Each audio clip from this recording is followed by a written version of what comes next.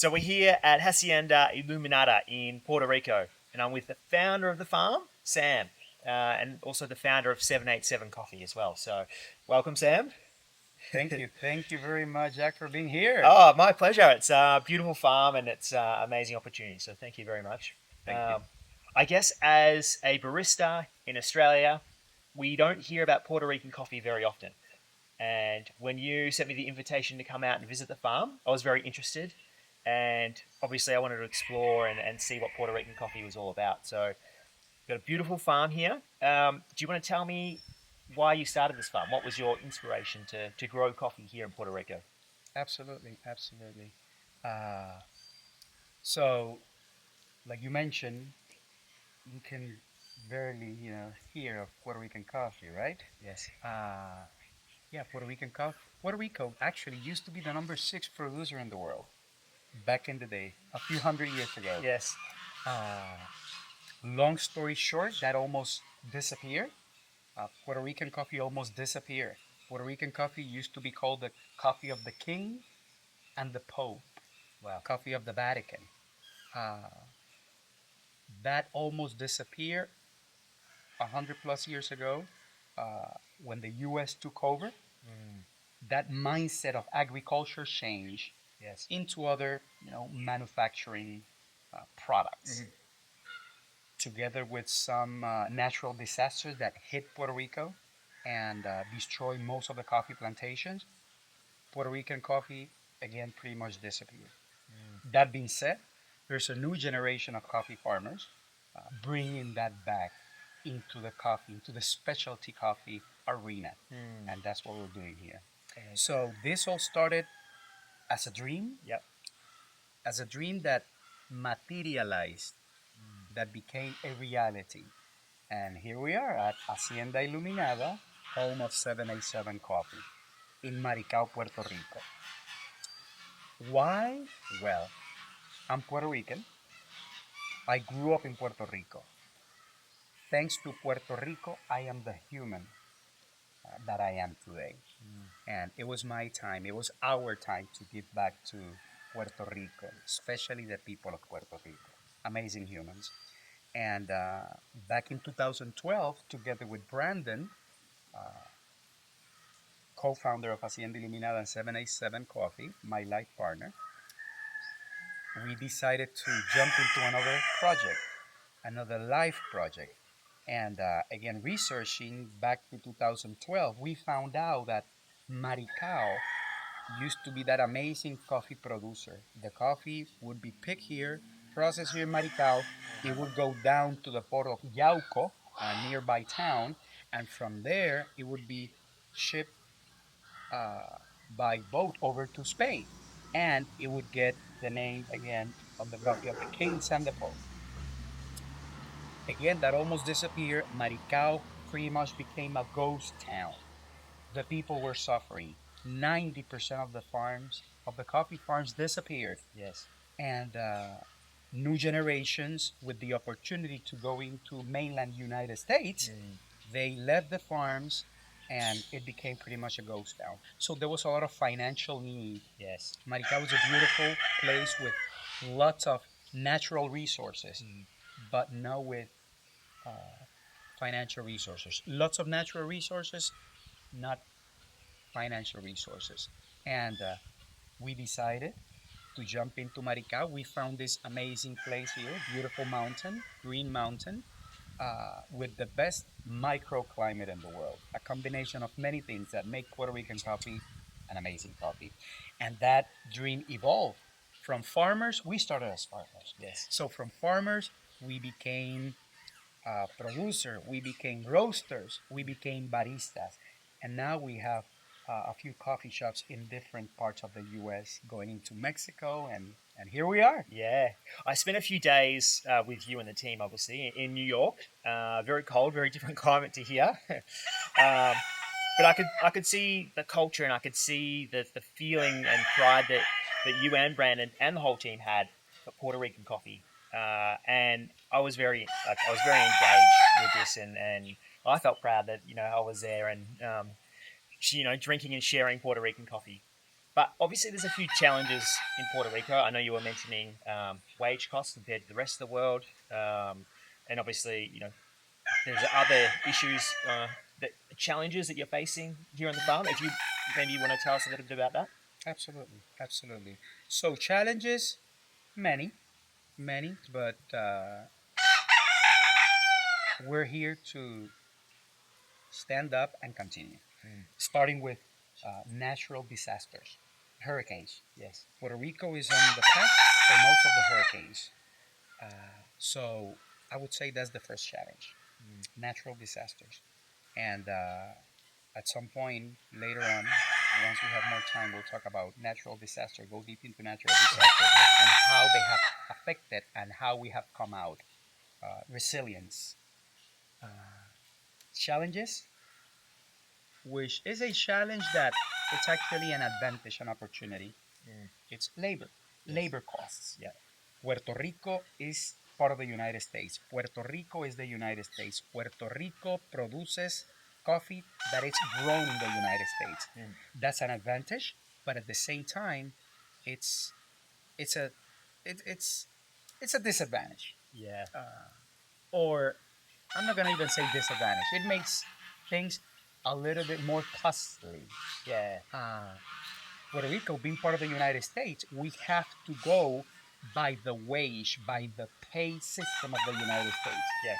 That being said, we pay the most of pretty much every single coffee origin in the world to our farmers. Yeah. So, in the coffee chain here in Puerto Rico, the farmers occupy a very important role and they're compensated accordingly. Yes. So to produce coffee in Puerto Rico is very expensive. That being said, we have the advantage that is coffee produced in Puerto Rico and it has an added value. Yes, for sure. I think from my perspective as well, it's really good to see, obviously, pickers, farmers, producers, everyone getting paid well in the whole chain, right? And I don't think we discuss this enough that pickers are out here, and that's a tough job. Like, I've seen how steep some of these mountains are, and for them to get a really good wage here in Puerto Rico, I think is amazing. And obviously, in the industry, we're probably not paying enough for coffee at the moment, and it's awesome to see this getting shared across the whole chain, and it is a challenge in a way that the coffee is priced a lot higher than other origins, but I think is obviously for a good reason, and we're seeing a lot more fair distribution across the whole chain. So for me, I think this is yeah, not a disadvantage and an advantage, and it's awesome to be able to be here and drink this amazing coffee as well. So that's the disadvantages, but obviously there's a lot of advantages of growing coffee here in Puerto Rico. So, uh, what's your favorite things that are unique about Puerto Rican coffee, about this farm, and why do you love serving this to people of North America and the world? Absolutely, absolutely. So coffee is just a vehicle. Coffee is the excuse. Our main differentiator are our humans, our people, nuestra gente from Puerto Rico, but especially from Maricao. We have changed people's life here. Not me, not Brandon, our customers. We're a human by human. We're a human for human company. Humans first. That's why our farmers get the best pay, the best wages.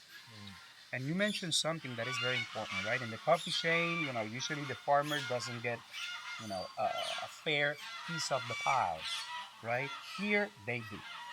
Here they do because when we compare other specialty origins, other specialty coffees, our coffee sells for pretty much the same. Others higher, other a little lower. That being said, the cost to produce that coffee and our coffee is exponentially different. So that's when we see, and that's where we see, Yeah. a not so balanced situation, Yes. to call it a situation.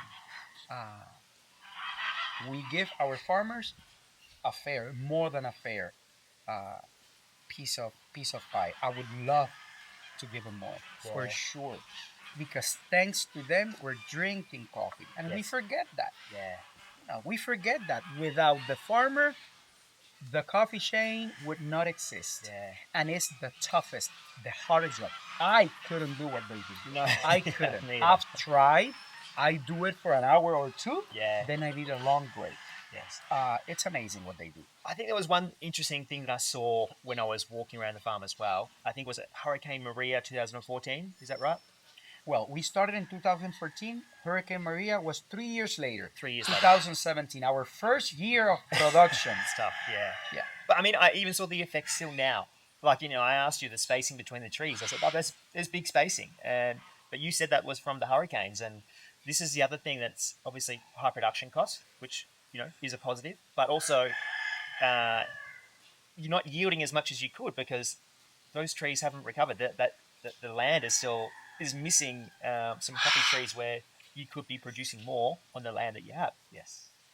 So which is obviously it adds value to the cup. And I think I've spoken previously on seeing the value in coffee, and these are the untold stories I think of what makes this cup even more special.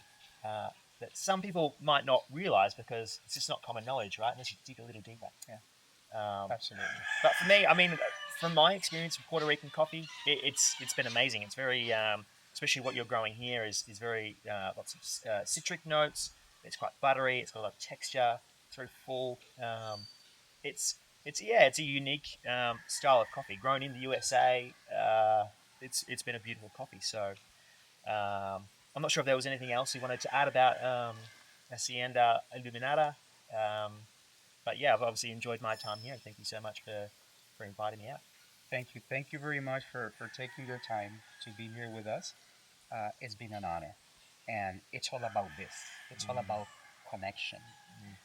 Yesterday, your presence here, our uh, holiday, our Christmas lunch, uh, we're going to leave the farm today. You're going to head to beautiful Australia, which I've missed. Yes. I'm going to head to New York. And they stay here. They're going to spend Christmas here. Of course, this is their home. This is our home. This is your home as well now. Thank you. Yesterday, you planted a coffee tree. You Yes. planted life with the help of Angel, our farm caretaker, our farm administrator.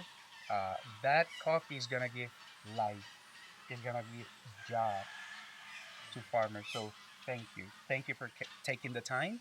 Uh, we are naming that coffee tree Jack Nicholas Simpson. That's very nice. Thank you so much. World Barista Champion 2025. We're honored. We're honored to have you here, Jack. Oh, thank you. Thank you very much for traveling from Australia to visit 787 Coffee Headquarters in New York to be with our amazing humans. Thank you for taking the time to fly down to Puerto Rico and spend time with our farmers, our region, our why. That's our why. You are our why. The farmers are our why. The customers are our why. Thank you. Thank you, Sam. Appreciate it.